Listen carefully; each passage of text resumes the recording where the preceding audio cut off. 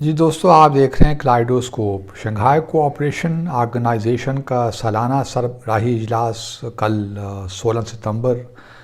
کو سمرقند میں ختم ہوا، اور اس کے بعد اجلاس کے ختم ہونے کے بعد سمرقند ڈکلیریشن ایشو ہوا۔ بڑا طویل اعلامیہ ہے، 121 پیراگراف پہ مشتمل ہے،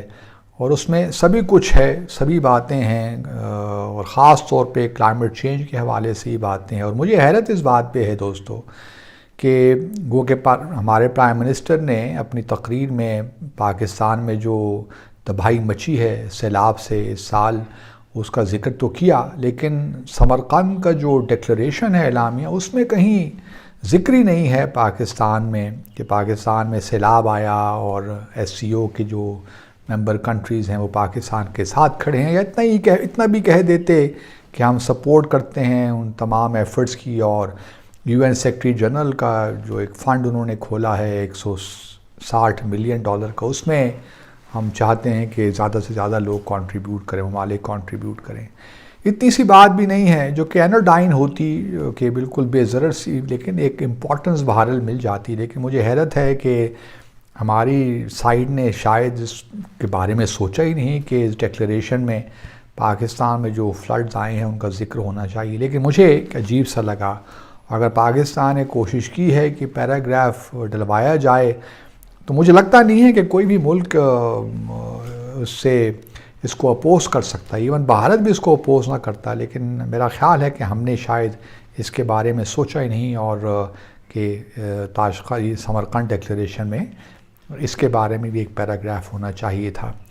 دوسری طرف میں نے بڑے غور سے پڑھا سارا ڈکلیریشن، جو کہ میں نے کہا طویل ہے لیکن بھارت پڑھا اسے، اور ایک بڑی انٹرسٹنگ چیز یہ نظر آئی کہ جو پیراگراف 65 ہے 65، اس میں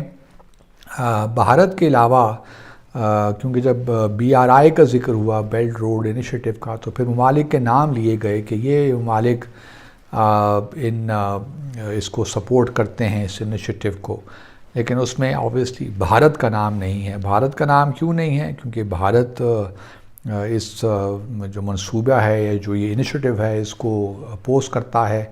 مختلف وجوہات ہیں، اور ایک وجہ یہ بھی وہ دیتے ہیں کہ چونکہ یہ مقبوضہ جموں اور کشمیر کے جو علاقے ہیں بقول ان کے گلگت بلتستان وغیرہ کو بھی اس میں انوالوڈ ہوتے ہیں، تو اس لیے ہم اس کو سپورٹ نہیں کر سکتے۔ تو ایک تو یہ بڑی بات مجھے لگی، اور تیسری بات جو آئی کہ شنگھائی کوآپریشن آرگنائزیشن کے 4 آبزرور کنٹریز ہیں، جس میں افغانستان ہے، منگولیا، ایران اور بیلاروس۔ ایران تو اس سال کے بعد اگلی سمٹ میں وہ ممبر کے طور پہ شریک ہوگا جو کہ بھارت میں ہوگی۔ افغانستان کا معاملہ یہ ہے کہ اعلامیے میں افغانستان کے حوالے سے بات تو ہو رہی ہے، اور بات وہی ہے کہ جی انکلوسیو گورنمنٹ ہو، براڈ بیسڈ گورنمنٹ ہو، افغانستان کی ٹیریٹوریل انٹیگریٹی کی بات بھی ہوئی، لیکن افغانستان کے ڈیلیگیشن کو انوائٹ نہیں کیا گیا۔ یہ پچھلے سال بھی نہیں کیا گیا تھا۔ پچھلے سال تاجکستان میں دوشنبے میں اس نے ہوسٹ کیا تھا یہ سمٹ، لیکن وہ ورچوئل سمٹ تھی۔ یہ 3-4 سال کے بعد یہ اب سمٹ ہو رہی ہے، فزیکل سمٹ ہو رہی ہے، تو اس میں افغانستان کو نہیں بلایا گیا، اور وہ اس کی وجہ بھی ظاہر ہے کہ کیونکہ افغانستان کی حکومت کو طالبان کی جو ہے کوئی ریکگنائز ہی نہیں کرتا، اس لیے ان کا بلانا بھی نہیں بنتا۔ لیکن انٹرسٹنگلی اس اعلامیے میں جو یو این سیکیورٹی کونسل کی 2 ریزولوشنز ہیں افغانستان میں جو طالبان کی حکومت کے بعد لائی گئیں، ایک تو بھارت لے کر آیا 2593، اور دوسری پھر جنوری 2022 میں جو ہے 2615۔ یہ دونوں ریزولوشنز کا ذکر نہیں ہے، لیکن ایک براڈلی بات کی گئی ہے کہ افغانستان کی جو ہے حکومت ریپریزنٹیٹیو ہونی چاہیے۔ اور بہرحال اب دیکھا یہ بھی جائے تو یہ بھی کیا ستم ظریفی ہے کہ باقی جتنے بھی ممالک ہیں، سنٹرل ایشین ممالک کو ہی لے لیے، تاجکستان کو لے لیے یا ازبکستان کو، وہاں کون سی ریپریزنٹیٹیو گورنمنٹس ہیں کہ وہ افغانستان کے بارے میں چاہتے ہیں کہ ریپریزنٹیٹیو گورنمنٹ ہو، براڈ بیسڈ گورنمنٹ ہو۔ تو یہ دوہرے معیار تو چلتے رہتے ہیں بین الاقوامی سیاست میں، اور یہ اعلامیہ بھی اسی کا ہی، جہاں تک افغانستان کی بات ہے، اسی کا مظہر ہے۔ دوسری طرف ایک دو اور بڑی امپورٹنٹ چیزیں ہوئیں۔ ایک تو یہ کہ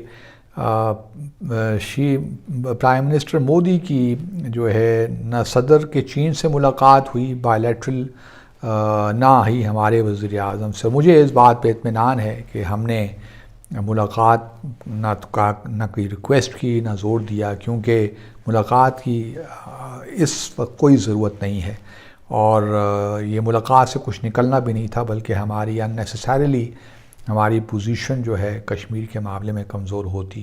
اور پھر دوسری طرف بھارت کے وزیر اعظم کی چین کے صدر سے ملاقات بھی نہیں ہوئی۔ اس کی بھی وجہ سامنے ہے کہ ابھی ٹینشن باقی ہے، گو کہ ڈس انگیجمنٹ تو ہو گئی ہے، لیکن چین نے تقریباً 1000 اسکوائر کلومیٹر کا جو علاقہ ان کے پاس ہے وہ چھوڑنے کے لیے وہ تیار نہیں ہے، کیونکہ لائن آف ایکچوئل کنٹرول بہرحال ایک ڈسپیوٹ تو ہے چین اور بھارت کے درمیان۔ تو ابھی ٹینشن باقی ہے، اور اس سے محسوس، چونکہ ملاقات نہیں ہوئی دونوں کے درمیان، لیکن یہ ضرور ہے کہ چین کے صدر نے اپنی تقریر میں ویلکم کیا کہ اگلی سمٹ جو ہے بھارت میں ہوگی SCO کی، اور بھارت کو ایک لحاظ سے مبارکباد دی کہ اب یہ آپ چیئر بننے جا رہے ہیں شنگھائی کوآپریشن آرگنائزیشن کا۔ تو دوسری طرف ایک اور انٹرسٹنگ جس کو ویسٹرن میڈیا بڑا اچھال رہا ہے کہ پرائم منسٹر مودی نے اپنی جو ملاقات ہوئی صدر پوٹن کے ساتھ، اس میں یہ کہا کہ یہ جو دور ہے یا زمانہ ہے یہ جنگوں کا نہیں ہے، بلکہ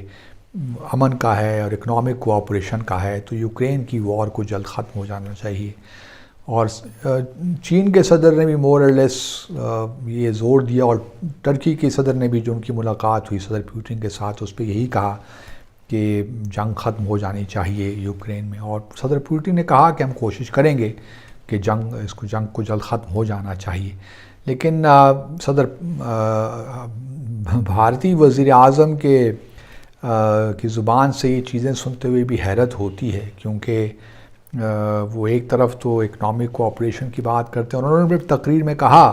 کہ بڑا ضروری ہے کہ کنیکٹیویٹی کے لیے ٹرانزٹ جو رائٹس ملنے چاہیے ٹرانزٹ ٹریڈ کے،